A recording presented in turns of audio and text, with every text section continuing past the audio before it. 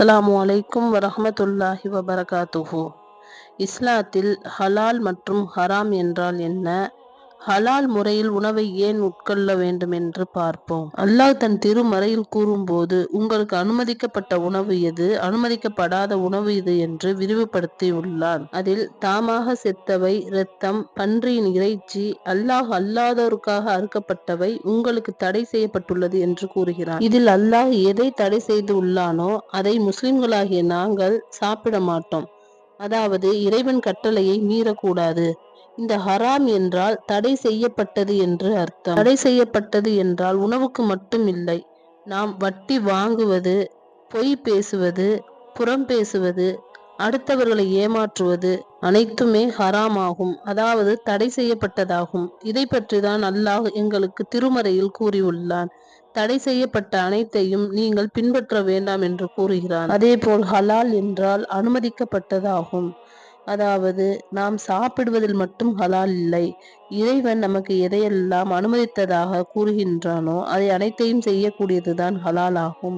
தடுக்கப்பட்டவை அனைத்தும் ஹராம் ஆகும். உதாரணத்திற்கு அல்லாஹ் வட்டியை வாங்கக்கூடாது என்று கூறுகிறான். பொய் பேசுவது கூடாது, புறம் பேசுவது கூடாது என்றெல்லாம் பல நிபந்தனைகளை விதிக்கின்றான். இதை அனைத்தையும் ஒரு முஸ்லிம் செய்யாமல் இருப்பதுதான் ஹலால் ஆகும். இதை அனைத்தையும் ஒருவன் செய்தால் அதுதான் ஹராமான செயலாகும். இப்போது ஹலால் முறையில் உணவை ஏன் உட்கொள்ள வேண்டும் என்று பார்ப்போம். இஸ்லாம் கூறுகின்ற முறையில் உயிரினங்களை அறுக்கும் போது அவற்றுக்கு எந்த வேதனையும் தெரியாது என்று சோதனை மூலம் நிரூபிக்கப்பட்டுள்ளது. இதுதான் ஹலால் என்று கூறுகிறோம்.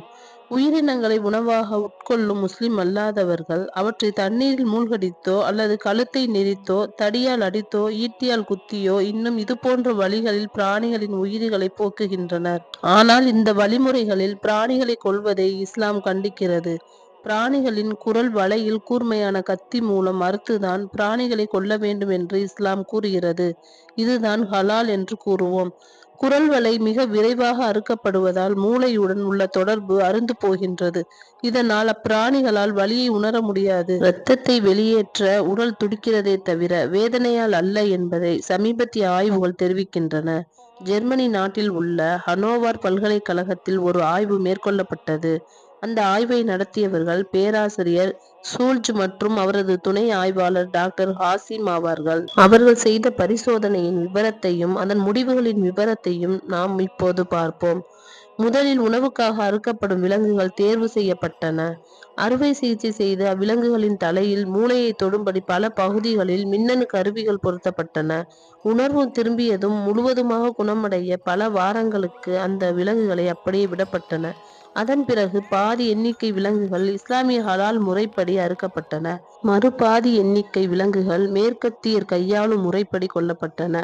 பரிசோதனையின் போது கொல்லப்பட்ட எல்லா விலங்குகளுக்கும் EEG மற்றும் ECG பதிவு செய்யப்பட்டன.